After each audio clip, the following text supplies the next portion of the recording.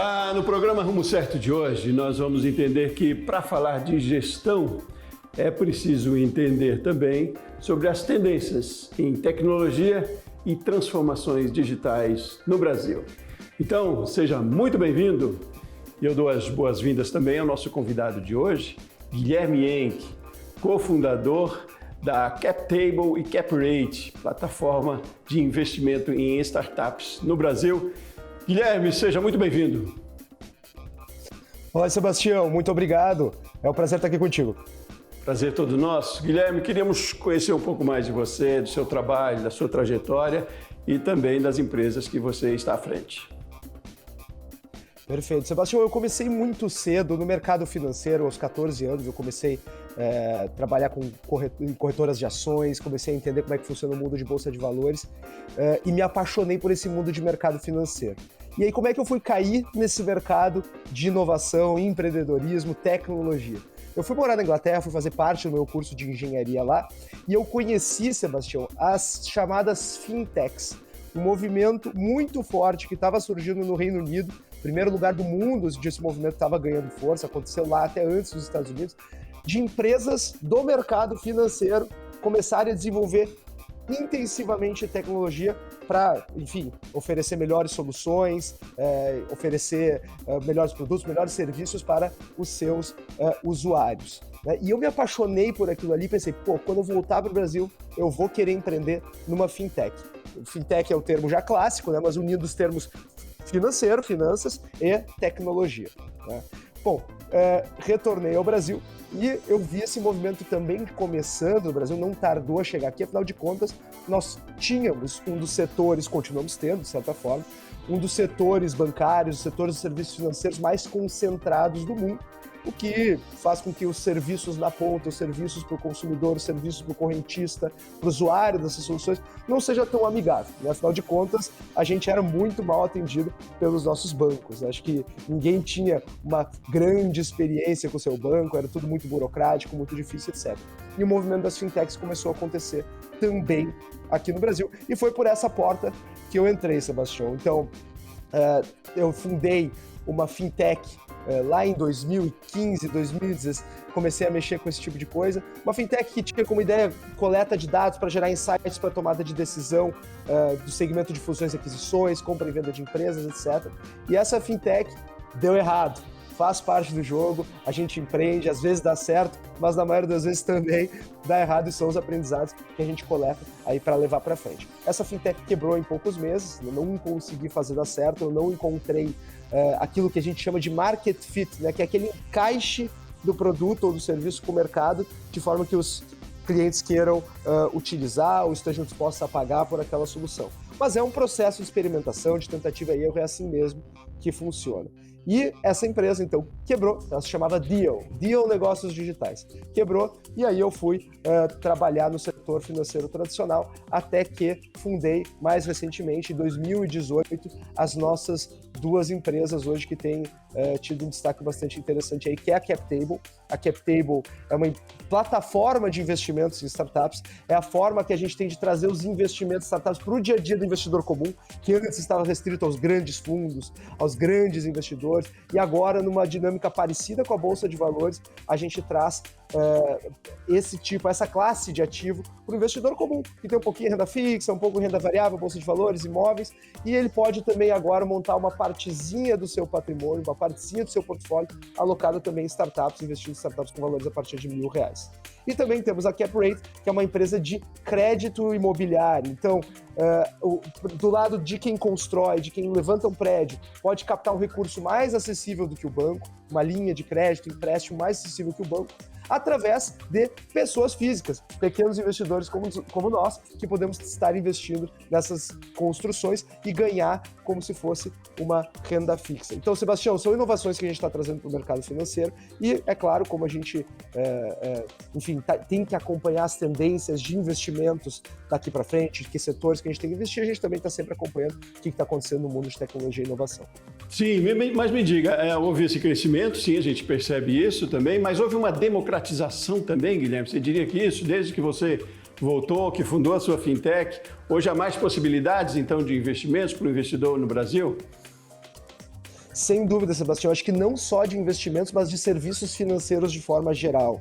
Eles se tornaram mais acessíveis, eles se tornaram mais baratos e eles se tornaram mais simples de acessar. Aquele processo burocrático de banco, de uma série de documentações, de burocracia, de aprovações. Não que a gente tenha deixado esse momento para trás, mas ele já está muito melhor. E tem um movimento muito interessante que aconteceu aqui no Brasil dessa questão das fintechs, quando elas vinham se desenvolvendo. A gente tinha todos os serviços financeiros focados nos grandes bancos, nas grandes instituições financeiras, aqueles que a gente conhece, que a gente não precisa nem nomear. Então eu ia nesse banco tradicional acessar conta corrente, conta poupança, investimentos, seguros, previdência e uma série de outros serviços que eu só consegui encontrar nesses grandes bancos. O que as fintechs fizeram?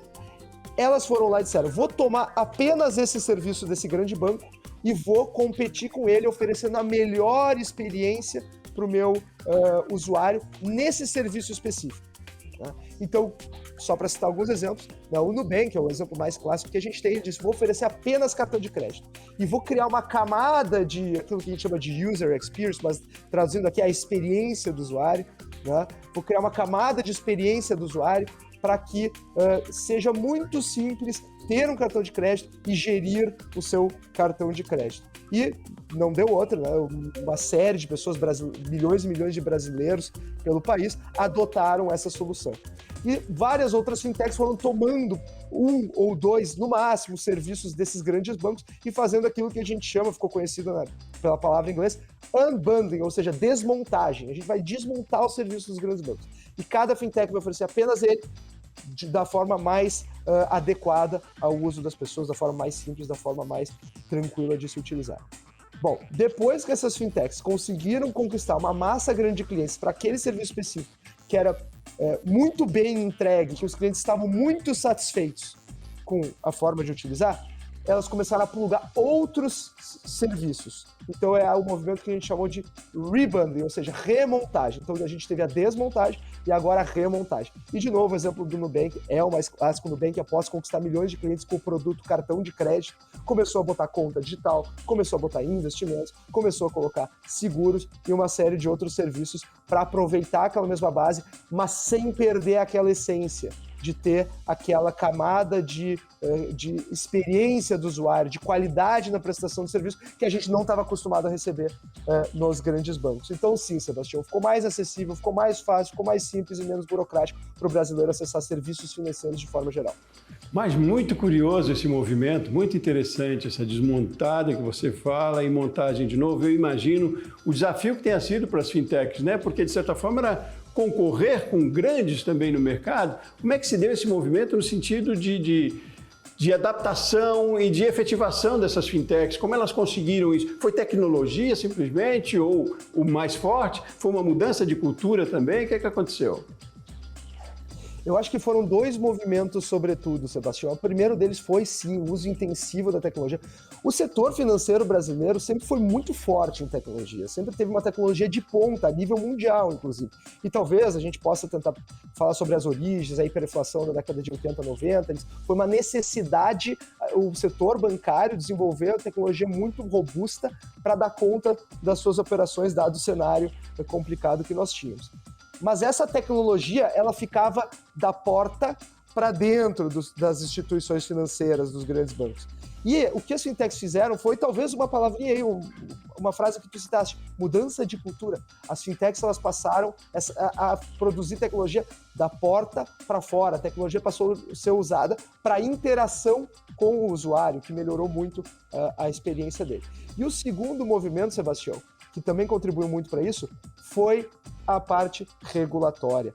O setor financeiro brasileiro ele é bastante regulado, tem o Banco Central, que é um dos reguladores, tem a CVM, que é outro dos reguladores, regulam partes diferentes do setor financeiro, e ambos os reguladores vêm, desde bastante tempo, desde uma década para cá, ou um pouquinho mais até, numa visão bastante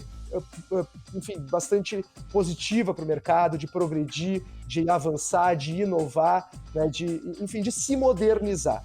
E as fintechs também pegaram um pouquinho desse embalo do regulador, que a gente tem que fazer a menção aqui, tem sido bastante amigáveis com a inovação. Muito legal, muito legal. Nós somos mais resilientes mesmo, né? Mas tem uma outra questão que eu quero ver com você, sobre essa questão de perfil de investidores, se não é uma questão geracional também, né? Essa moçada mais nova, tipo você, pessoal, a gente sabe pelos filhos, pelos sobrinhos, investem mais coisas que nós temos, tradicionalmente somos conservadores, né? E investimos nós de uma geração mais anterior, temos mais medo até de investir. Mas isso a gente vai falar no próximo bloco, então um pouquinho sobre isso, sobre essa interferência também de uma nova geração aí com uma outra visão de investimentos. Você aguarda um minutinho só, a gente volta já, tá bom, Guilherme? Perfeito. Você também, continue conosco, Rumo Certo volta já.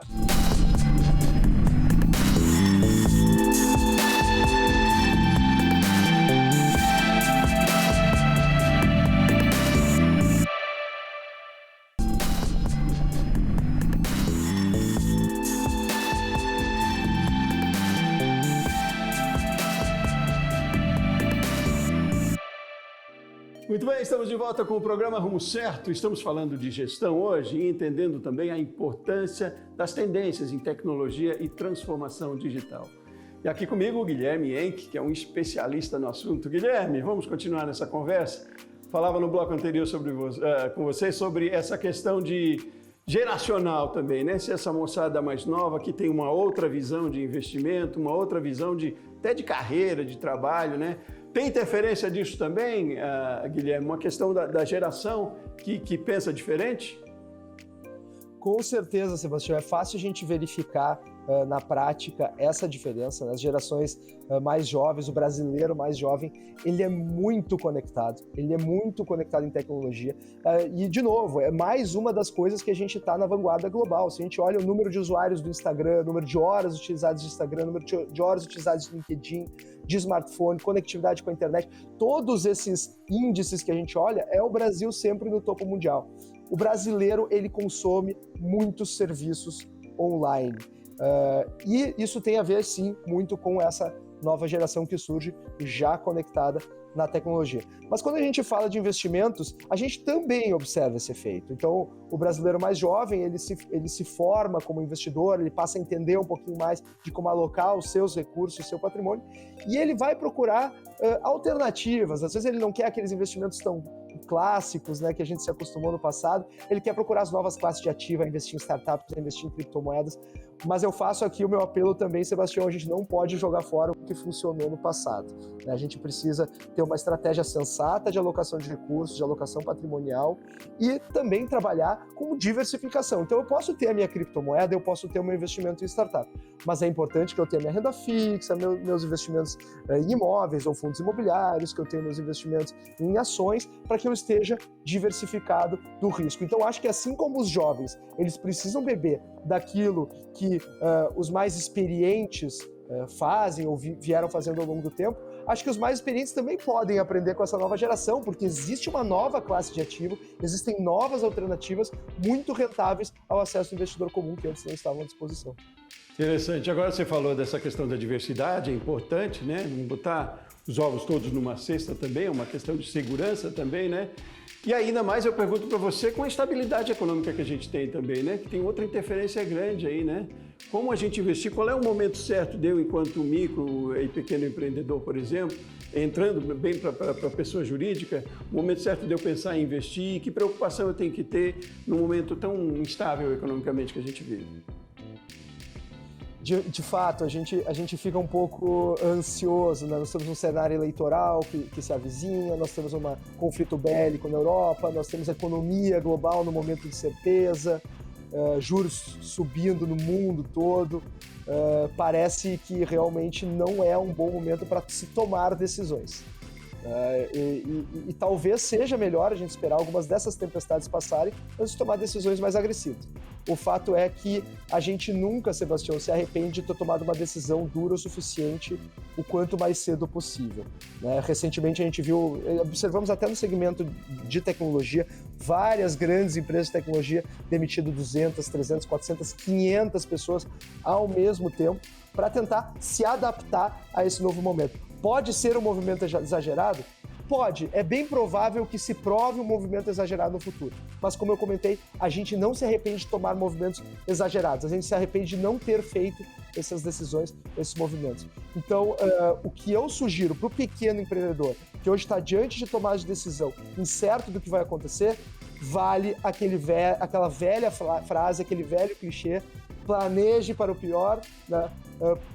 Prepare-se para o pior, planeje para o melhor. Né? Na verdade, assim, a gente tem que esperar o que melhor vai acontecer, mas a gente tem que também estar planejado para o pior cenário possível. Eu acho que essa é a melhor decisão que nós podemos tomar de momento, Sebastião.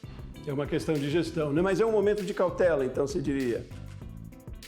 Sem dúvida, é um momento de cautela, é um momento da gente observar como é que o mercado vai se acomodar. Tem muita coisa acontecendo ao mesmo tempo, tem muitas variáveis que estão impactando o consumo das famílias, estão impactando as perspectivas de mercado, inflação, juros. Né? Então, enfim, preços, é importante a gente crédito, é importante a gente ver para onde é que todas essas variáveis vão avançar antes de tomar decisões muito importantes, estratégicas para as nossas empresas. É claro que às vezes a gente fica um pouco ansioso diante da inação, mas às vezes esperar e aguardar algumas conjunturas de mercado importante é a decisão mais estratégica e mais importante que a gente pode tomar. Não fazer nada também é fazer algo, também é tomar uma decisão.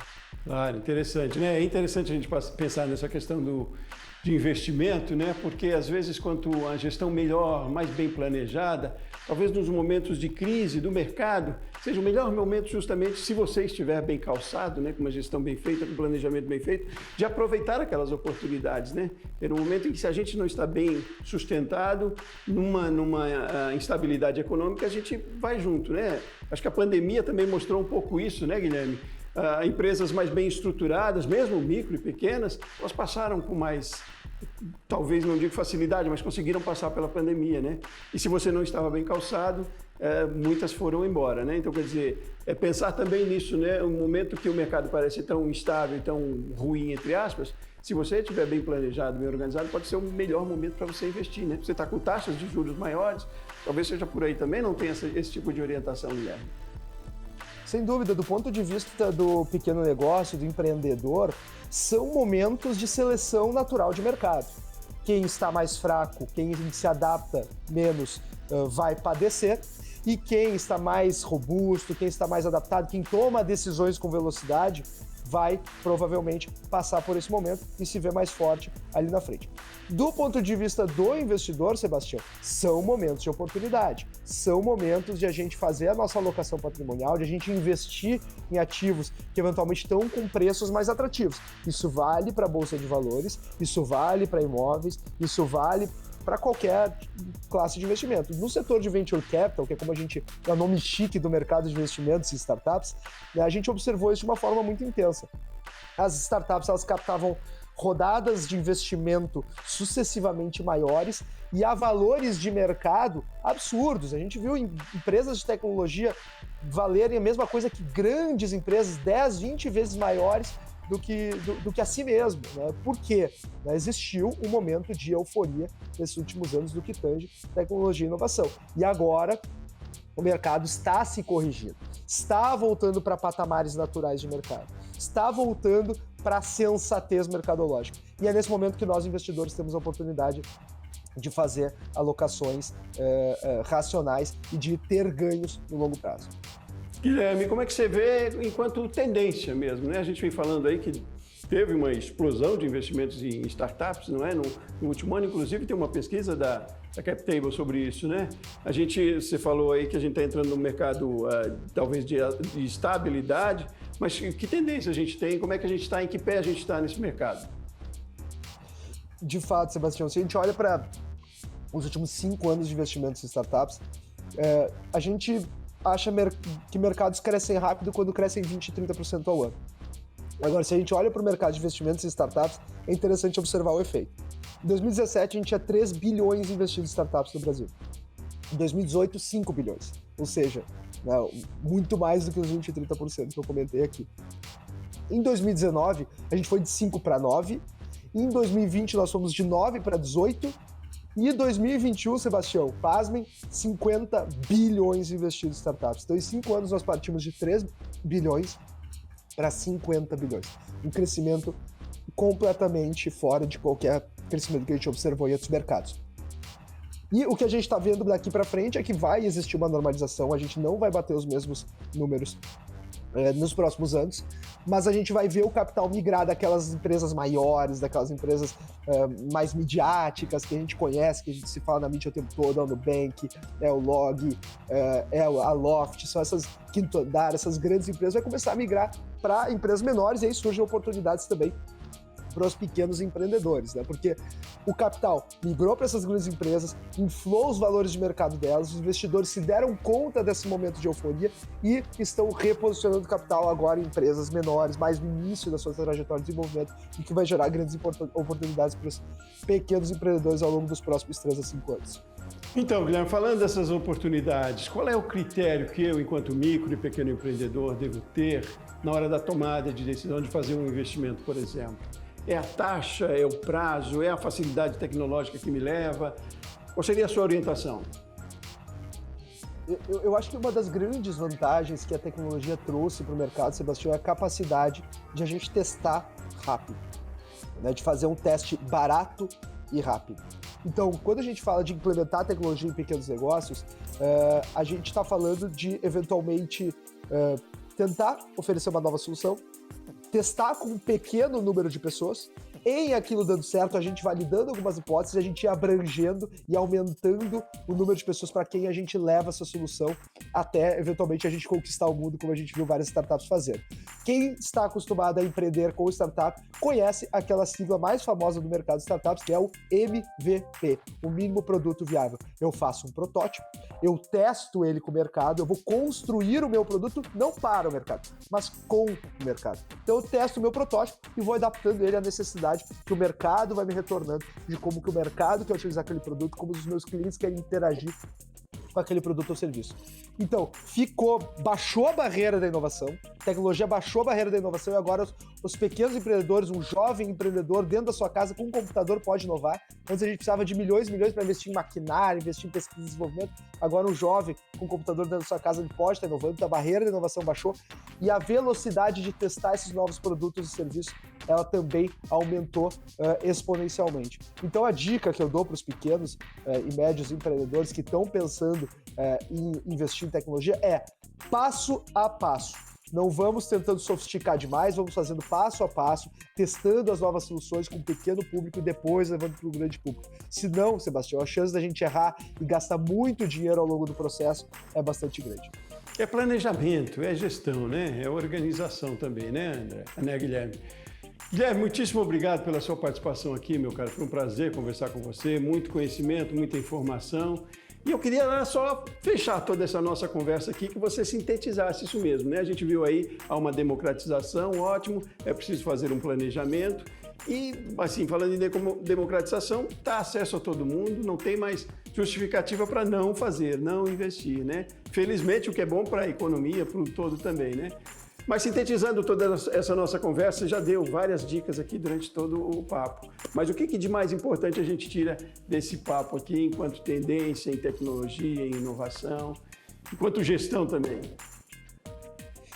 Eu acho, Sebastião, que a gente está vivendo um momento de ouro no desenvolvimento de tecnologia. É claro que a nossa economia não está lá muito estável, a economia global não está muito estável, a gente está diante de uma série de incertezas, mas no que tange o desenvolvimento de tecnologia, nós estamos vivendo um momento de ouro. A gente observou, nos últimos vários anos, uma descorrelação da conjuntura macroeconômica e do segmento de inovação. Isso quer dizer que, quando a economia ia bem, o segmento de inovação ia bem. Quando a economia ia mal, o segmento de inovação continuava indo bem sem sentir muito esses efeitos. Então, se a gente olha 10 anos para trás e vê onde é que a gente estava no que tange de tecnologia, só olhar o número de empresas de tecnologia que existiam. A gente tenta projetar 10 anos para frente e realmente fica bastante surpreendente onde é que a gente pode chegar. Então, sim, a tecnologia vai transformar o Brasil, vai transformar a economia brasileira, vai transformar mercados e nós, como pequenos empreendedores, temos que estar conectados, conhecendo as próximas tendências, o que vai acontecer sob pena de ficarmos obsoletos. Do lado dos investidores, Sebastião, a gente sonha com um mundo em que todo pequeno investidor tenha também uma parte do seu patrimônio alocado em startups. Uma parte renda fixa, uma parte renda variável, imóveis, etc. E uma parte alocada em startups. Porque são essas pequenas empresas, que hoje são pequenas empresas, amanhã vão ser gigantes e vão mudar o mundo, vão mudar o Brasil, vão gerar milhões de empregos e gerar riqueza para a nossa sociedade. Ótimo, instiga aí, né? É seguro, é necessário, é importante buscar conhecimento para isso. Guilherme Enck, muitíssimo obrigado, repito aqui, pela sua participação, volte sempre. Sebastião, muito obrigado pelo convite, estou sempre à disposição. Muito bem. E muito obrigado a você que ficou conosco até agora também. Eu volto no próximo programa. Um abraço grande e até mais.